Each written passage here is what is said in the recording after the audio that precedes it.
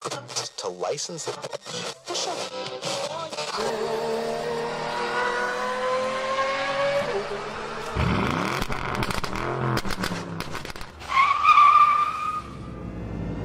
Meep, meep.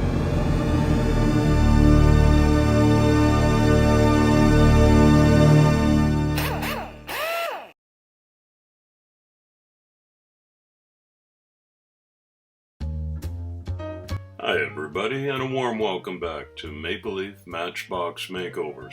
I'm Andrew, and on the bench today is a Playart Opel GT. This one arrived in the mail from Canada as part of a very special package from a subscriber and a friend of the channel.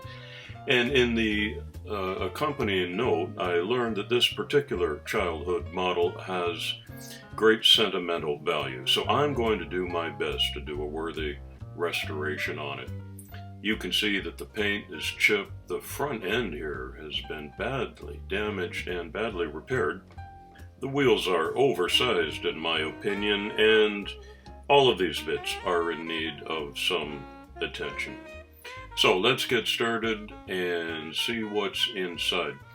The rivets on this Opel GT were outies, and so I used a burr tool to take that down, and interestingly, I didn't even need to use my drill attachment. It just came right apart. But I can report to you that these drill posts are very, very small, and I'm not going to try to open them up. This will just be a super glue job at the end. The windshield has two big cracks in it, and I'll work on that, but it may need a little more TLC before we're all done.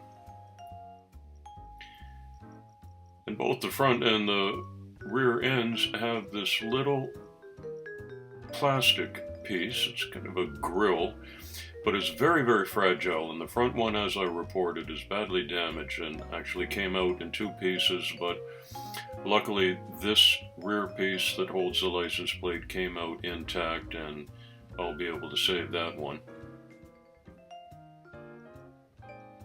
And I'll just file down the posts so that the base goes back onto the body nicely at reassembly time.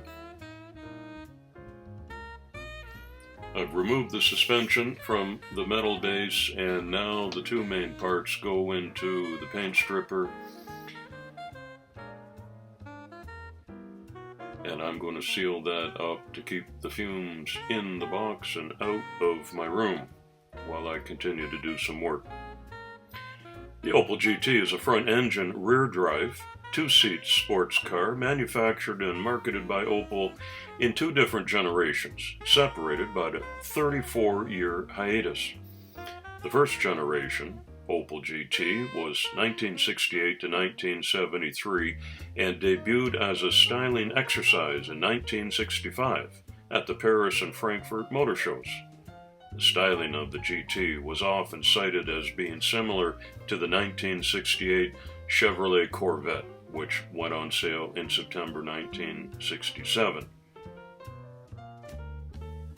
Opel marketed a second generation GT from 2007 to 2009 as a rebadged variant of the Saturn Sky, or Pontiac Solstice, two-seater convertible, and was manufactured in Wilmington, Delaware in the USA.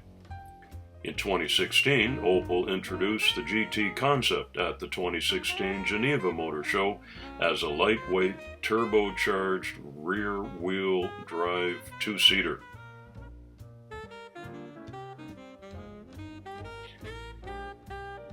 As I do some bare metal detail, notice that I'm switching attachments now from the wire brush to this. I would call this more like a Scotch-Brite pad. And as you can see, it has a different effect, but still doing some of the polishing and smoothing. And here, as always, you'll see me use some super fine 0000 steel wool as part of the final finish on the bare metal.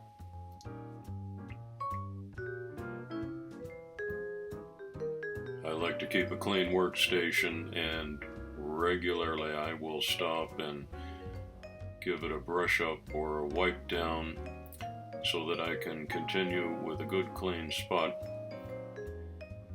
And here I have found some casting imperfections pointed out here. And it's really not very difficult with some diamond files. I've got flat edge and triangles, and this is a rounded edge to take these little burrs off. And you will most definitely agree that's going to give it a much nicer final finish. Another touch with the steel wool to leave no remnants of those casting lines at all.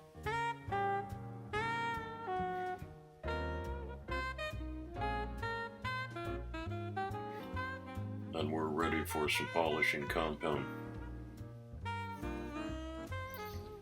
Originally, the Opel was equipped with a base 1.1 liter inline-four engine, which produced a whopping 67 horsepower at 6,000 RPM. However, most buyers back in the day chose an optional 1.9 liter, which produced 102 horsepower. It's not much by today's standards, but back in the day, it was a sexy, little, cute, quick sports car. I really liked them.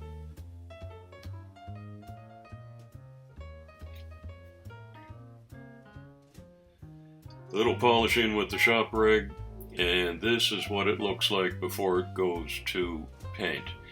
And to ensure that there is no residual residue, I give it a shot with some degreaser. It's the same that I use on my real car.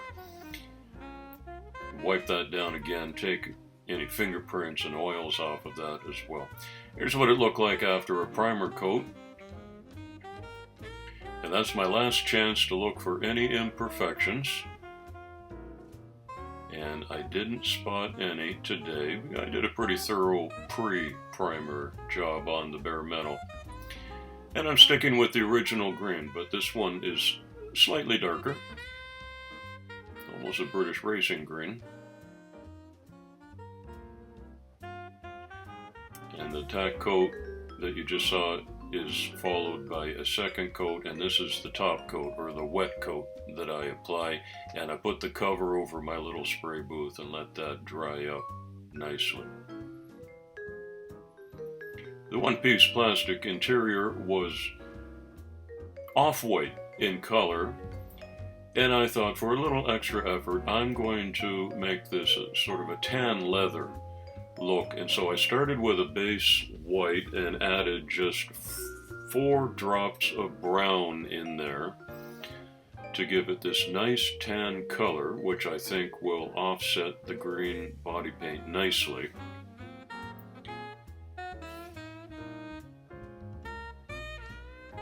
Bud Brown is the name of this paint that I'm going to apply to the bucket seats. And that will set them off just nicely from the tan interior. Like so. And the little black steering wheel can't remain black, so I'll hit it with the same mud brown. And we've got a nice cowhide leather steering wheel. Safety goggles are back on while I give attention to the base. And I'm happy that it's metal. And I did put that in some decalking solution for a while, but it always looks even better after the wire brush treatment and another polish. But after all that, I shot it with some flat black. And I've reported before, I don't like a perfectly clean bottom on the car, because no such car has that. So the weather and powders, I give that a little touch up, and it'll just raise the letters a bit. Some internet research revealed quite a few nice looking Opel GTs with wired spoke wheels, so off with the originals, and I had this replacement set. I'll resize those axles before it's all done. And here's that nasty looking front end. It had been broken and it came off in two pieces, and I really worked on this to save the original, but it had so many layers of glue and epoxy on it that it just couldn't be saved, and it was a quick styrene job to match that and save it. And if I just put a swath of chrome across the only part that shows, this front edge, with the Molotow pen, it's going to look better than new. I really did spend some time on this windshield sanding with several different superfine grit papers, but those cracks were right through and it could not be saved. But I had bought this 0.5 millimeter thickness flexible plastic, and it's the perfect stock to cut your own windshields with, and so I just shaped it to match the original, and a little bit of heat applied to bend it ever so slightly, and you've got a really nice looking DIY windshield.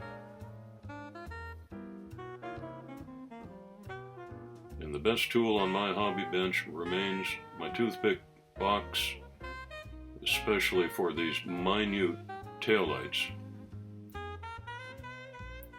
And speaking of minute, this is about the size of a grain of rice, these license plates that I make, but I'm convinced that they are a feature that really sets off these cars. My eyes are getting older, not younger, but there's MLMM number 59, restoration number 59, and that goes on the plate, and we're ready to reassemble. Here's the front grille and the back grille, both in place. I did some chrome work on the hood badge and the door handles, and the freshly painted interior goes back in. And remember, I did not drill out these posts, they were just too thin. That was an accident begging to happen, so a little bit of super glue on the front and back, and I have used my cutting tool to remove the screw and just leave the head of this. So these screws are just cosmetic, but they will hold everything in place.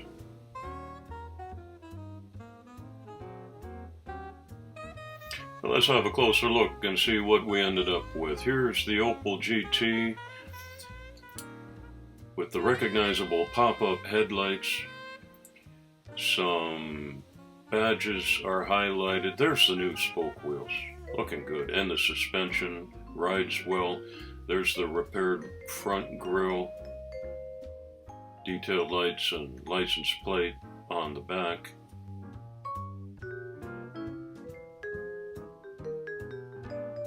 And I think it's looking very good. The windshield front is a replacement, the back half is original. And it turned out very well. Here's how I started this morning. Banged and battered, but a cute little car. Looking very sharp now. I like the gold spokes against the dark green finish. Yeah, that is looking very sharp. Into a gift bag, because all of my restorations go to my local Goodwill store where they are given to children for free. If you enjoyed this video, why don't you give it a thumbs up and become a new subscriber, and come back real soon. It's coffee time.